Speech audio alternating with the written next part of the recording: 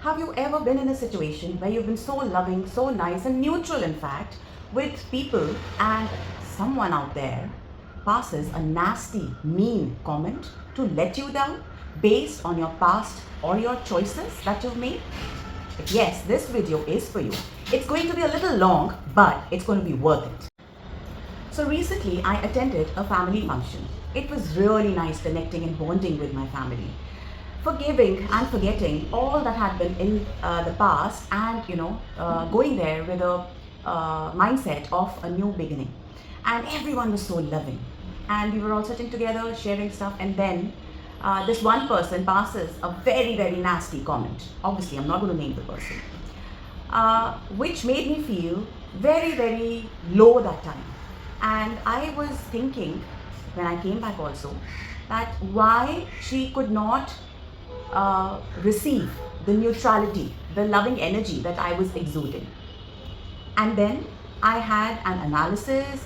I rewired myself because of the emotion that that comment caused me, and I wrote down a whole analysis for you people to learn from my experience, so that God forbid, if you go through this kind of an experience, you can yourself rewire yourself very, very quickly. So I'm going to talk about the probable reason of someone like this passing a nasty comment. I'm also going to help you with what you can do about it. And I'm also going to help you with the spiritual aspect of it, and how to just let go and move on with your life even more empowered. So out of nowhere, when someone passes a nasty or a mean comment, first of all, you should know that they have made a choice, yes, but that doesn't mean that that choice is conscious. It can be a subconscious choice that they've made. It could be to seek attention, because in that moment they were not given attention and the center of attraction was you.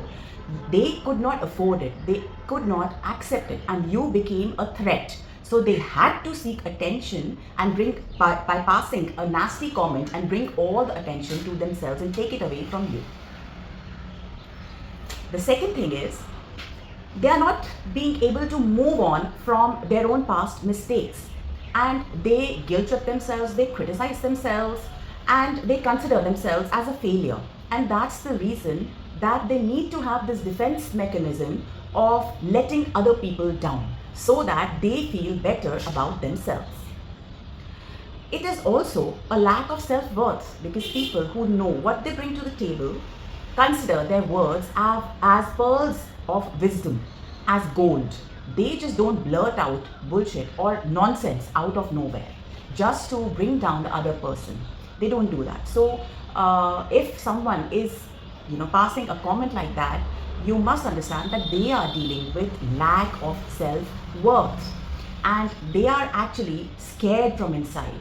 They feel less, they feel little, they feel petty. So they want to project themselves as bigger, bigger, bigger, bigger, bigger. And how do they do that? By making you, in their world, small. They feel themselves as less, and they cannot accept that they are also flawed, imperfect.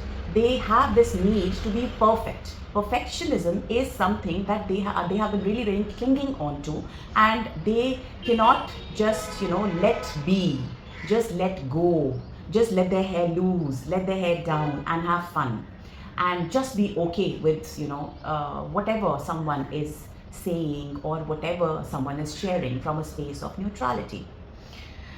Okay, so now I'm going to share what you can do about it if you are the victim of a nasty comment publicly in front of everyone. First of all, I understand that you feel insulted, that you feel, why did she or he say so? What was the need? Why was it required? Why would they want to let me down, bring me down? Yet they did. So let's learn. Number one thing you can do, and the most important and powerful thing you can do, is set boundaries.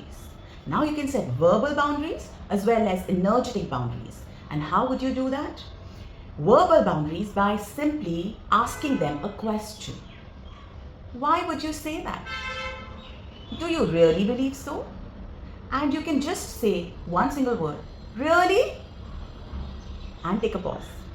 And energetically, you can simply not allow them in your space, in your aura, and stay away from them. And whenever they try to come back in your space or try to approach you again to do whatever nonsense they want to do, you can just repel through your energy, just not entertain them, and they will understand energetically.